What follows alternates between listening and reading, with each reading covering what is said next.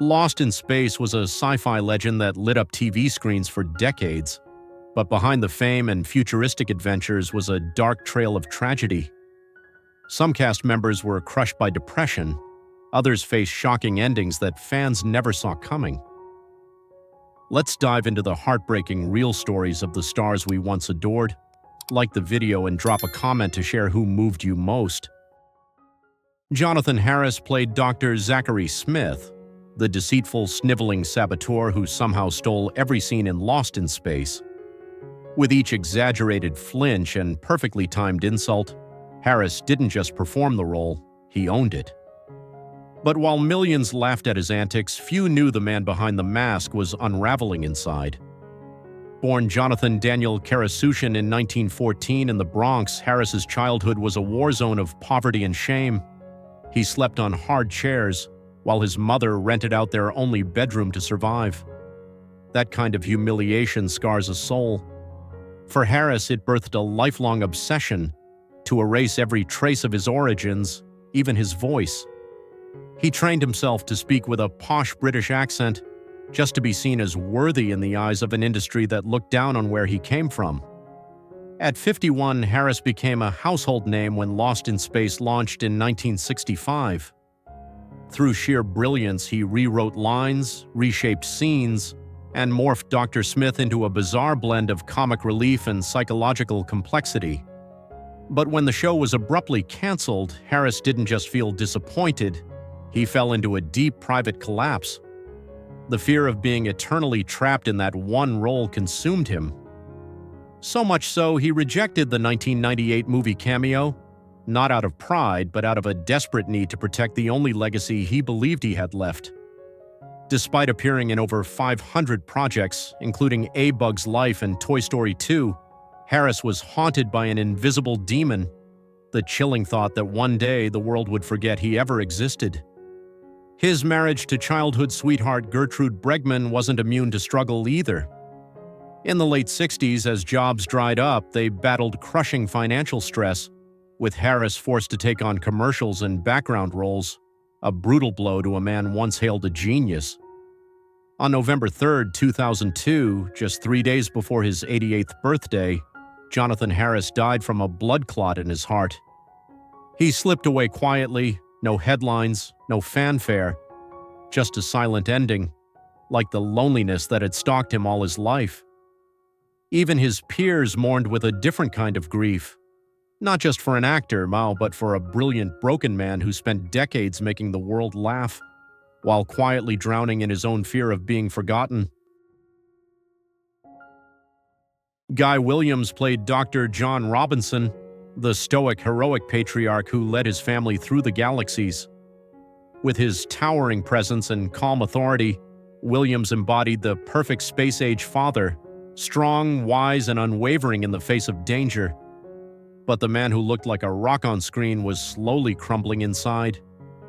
Born Armando Joseph Catalano in 1924 in New York, Guy carried Spanish and Sicilian blood in his veins and a fire in his heart to become a star. At 41, he returned to the small screen in 1965 and quickly won audiences over. But when Lost in Space ended, the fame began to fade, and so did the light in Guy Williams's life. The shadow of Zorro, the role that made him famous in the late 50s, clung to him like a ghost. Hollywood didn't know what to do with him anymore. Offers slowed to a trickle. Rejected and restless, Williams looked to South America for a second chance, where fans still adored him like royalty. But that new life came at a price. While he basked in the limelight abroad, his marriage to model Janice Cooper quietly fractured. His sons, Guy Jr. and Tony, often spoke about missing their father, a man too busy chasing applause to hear the silence at home. In Argentina, Williams tried to relive the thrill, performing in circuses even after turning 50, clinging to the rush of being on stage. But time was catching up. His health began to fail, and the roar of the crowd could no longer drown out the aching emptiness of distance and regret. In the final chapter of his life, Guy Williams was a man haunted by the fear of fading away, wandering the streets of Buenos Aires, hoping someone would call him Zorro just to feel alive again. He died alone in his apartment on April 30th, 1989, from a ruptured brain aneurysm. His body wasn't found for days. The world's fearless leader on screen had left this life in silence, forgotten until it was too late. His ashes were scattered into the Pacific Ocean off Malibu, as he had wished. At the time of his death, his net worth was about $1.5 million, a quiet number for a man once worshipped as a legend. But for those who knew his story, the real Guy Williams wasn't just the man behind the mask. He was a dreamer who burned bright, then vanished into the very shadows he spent his life trying to outrun. Mark Goddard played Major Don West, the fearless pilot who protected the Robinson family as they ventured across the galaxy. With his bold stare and unwavering resolve, he became the embodiment of strength and bravery on screen. But behind that heroic image was a man quietly breaking inside. Born Charles Harvey Goddard on July 24, 1936, in Lowell, Massachusetts, Mark grew up the youngest of 5 in a strict Catholic household. Though he once dreamed of being a basketball star, fate pulled him toward the stage, and soon Hollywood. At just 29, he landed the role of Major Don West in 1965, becoming a household name. But when Lost in Space was abruptly canceled in 1968, his world crumbled. The phone stopped ringing. Casting agents only saw a washed-up space pilot. He spiraled into a deep, invisible despair, lost between the man he was and the role the world refused to let him outgrow. To keep food on the table, Goddard took jobs he once would have scoffed at, including a part in Roller Boogie, 1979, a disco movie critics tore apart. He struggled through failed marriages, financial instability, and the brutal silence that follows fading fame. Eventually, he found peace in an unexpected place: education.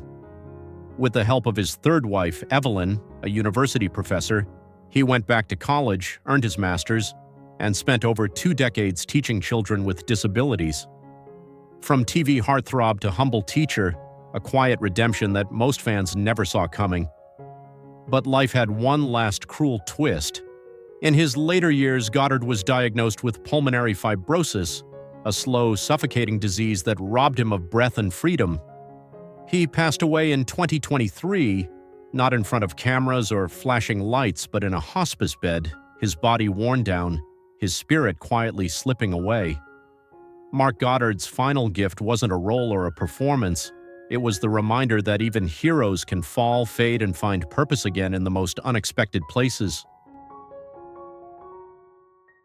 Bob May played the robot in Lost in Space, a towering hunk of metal who captured hearts without ever showing a human face. He was just 26 when he stepped into the suffocating, clunky suit. His voice wasn't used, but his body told the whole story, delivering every movement with precision and personality. Together with Dick Tufeld's voice, Bob brought to life one of the most iconic robots in television history. Yet beneath that armor was a man fighting battles no one saw. Born on September 4, 1939 in New York, Bob came from showbiz blood, the grandson of vaudeville comedian Sheik Johnson. But while others chased the spotlight, Bob found his legacy inside a suit that nearly broke him. The metal was so tight, so hot, so isolating. He had to memorize everyone's lines just to know when to move. He even had an ashtray built inside the costume, because there was no way out and no air for hours on set. When Lost in Space ended in 1968, Bob's career didn't take off. He popped up in a few films, but none brought real success. He became a beloved guest at conventions, where fans still called him the Robot, a name that stuck long after the cameras stopped rolling. Then came the fire. In late 2008, a devastating wildfire swept through the San Fernando Valley. Bob and his wife Judith fled their trailer in the middle of the night, escaping with barely their lives. Everything they owned turned to ash.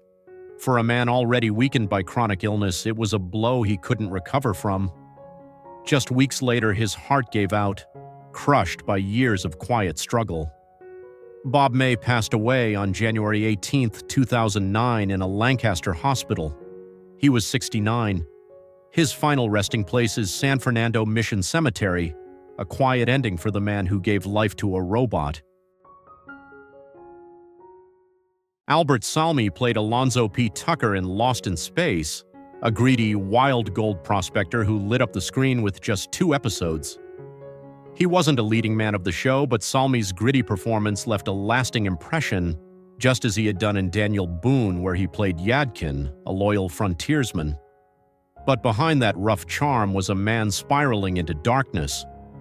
Born on March 11, 1928 in Brooklyn to Finnish parents, Salmi trained under legendary acting coach Lee Strasberg. He built a career with over 150 roles, serious, intense, unforgettable. Yet none of that could save him from the demons inside. In a moment of devastating collapse, Albert Salmi took both his wife's life and his own, a tragedy that stunned everyone who knew him. The shock left fans and colleagues speechless. How did a respected actor end up this way? The truth, his personal life had long been unraveling.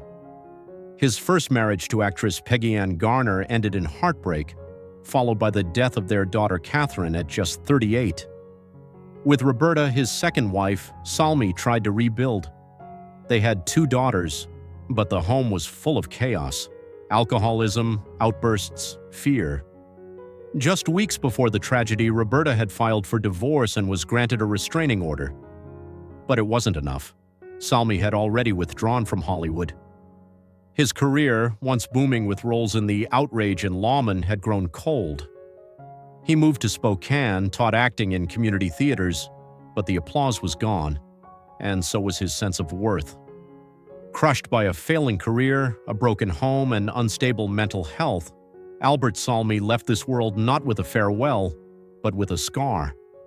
His ashes were laid to rest at Greenwood Memorial Terrace beneath a quiet headstone that reads, "Our beloved Dad." For fans, the memory of his talent remains, but the pain of how he left this world is impossible to forget. Warren Oates played Jimmy Hapgood, the wild, free-spirited adventurer. Though he appeared in just 1 episode, his unforgettable performance made a lasting impact. With his raspy voice and rebellious charm, Warren brought Jimmy to life in a way no one else could. But behind the scenes, his real life was even more intense than his characters. Born on July 5, 1928 in the dusty town of Depoy, Kentucky, Warren was the youngest in a working-class family with English, Scottish, and Welsh roots. From the edge of nowhere, he rose to become a cultural icon, the face of Hollywood's true misfits. But Warren didn't just play rebels, he was one. 4 marriages, countless wild nights, and legendary all-night parties blurred the line between celebration and self-destruction.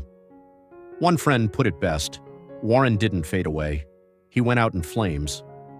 By the 1970s, when he landed leading roles in Two-Lane Blacktop and Dillinger, the years of hard living were catching up. Diagnosed with chronic obstructive pulmonary disease, breathing became a battle, but he kept acting. To Warren, performing was survival. On April 3, 1982, he lay down for an afternoon nap at his Los Angeles home and never woke up. At just 53, his heart gave out. After years of living full throttle, it simply couldn't carry the weight of a life burned at both ends. No applause, no cameras, just silence. And just like that, the rebel was gone. His ashes were scattered on his Montana ranch, not a star-studded cemetery, but the wildland he loved most. With a $2.5 million fortune and unforgettable roles in The Wild Bunch and Bring Me the Head of Alfredo Garcia, Warren Oates left behind a legacy of fire.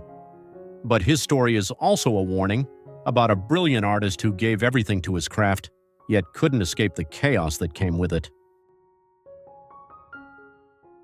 Leonard Stone played Farnham, the fast-talking conman with a flashy smile who lit up the screen in Lost in Space. Behind the sharp suit and sly grin, Farnham was the kind of character audiences loved to hate. And Leonard? He brought him to life with effortless charm and razor-sharp timing, turning a minor guest role into one of the show's most memorable faces. But off-screen, Stone's journey wasn't nearly as glamorous. Born Leonard Steinbach in Salem, Oregon, in 1923, he spent over 5 decades battling the brutal realities of being a supporting actor. From over 120 TV shows to 35 feature films, he was everywhere, and yet never quite in the spotlight. While leading men took center stage, Leonard quietly carried the weight of keeping stories alive from the background. He worked tirelessly well into his 80s, but behind the curtain he was fighting a far crueler battle: cancer. Not many knew because Leonard suffered in silence. He didn't want pity. He wanted to keep acting. And then just one day before his 88th birthday, the disease finally won. He passed away quietly in California, not with a grand farewell, but with the gentle silence of a man who had given everything to his art. His legacy? A career built on humility, grit, and grace. No scandals, no headlines, just pure dedication. Leonard Stone was proof that even the quietest voices can echo the loudest when spoken with heart. Sheila Allen played Aunt Gamma, a mysterious and elegant presence aboard the Jupiter 2 in Lost in Space. Though her role was brief, she brought an air of quiet intensity that lingered long after the credits rolled. Viewers didn't forget her, and neither did the legacy of Irwin Allen's universe. Born Sheila Marie Matthews on February 2, 1929 in New York to an Irish immigrant family, she carved her own place in Hollywood, not just in front of the camera, but behind it as well. Her life became deeply intertwined with that of Irwin Allen, the legendary master of disaster, whom she married. But being the producer's wife came with its own weight. While some saw her as merely a fixture in her husband's empire, Sheila quietly proved she was far more than that. She helped shape some of the biggest blockbusters of the 1970s, including The Poseidon Adventure and The Towering Inferno, not just as an actress, but as a producer, a decision-maker, a force. Yet behind her calm exterior, Sheila bore immense pressure. The shadow of her husband's fame never left her, even after his passing in 1991. Still, she pressed on, managing the company he left behind and pushing forward remake projects like Poseidon, 2006, carrying both the brand and the burden of a cinematic legacy. In her final years, Sheila fought a long, exhausting battle with pulmonary fibrosis. She passed away in her Malibu home on November 15, 2013, not with grand headlines, but in quiet dignity, just like the characters she so often portrayed. At the time of her death, her net worth was estimated at $3 million, the result of a life spent both in the spotlight and the boardroom. And while she may have been remembered by some simply as Irwin Allen's wife, true fans know Sheila Allen was a steady, graceful force in her own right, a woman who held her own in a world of giants. Lost in Space wasn't just a sci-fi adventure. It was a launching pad for unforgettable characters and deeply human stories. Behind every suit, every spaceship, and every line delivered under the stars were real people with struggles, dreams, and heartbreaks we rarely got to see. Some soared, others fell, but all of them left a mark that still lingers with fans to this day. If any of these stories moved you, don't forget to like the video and leave a comment below. Let us know who you'll never forget.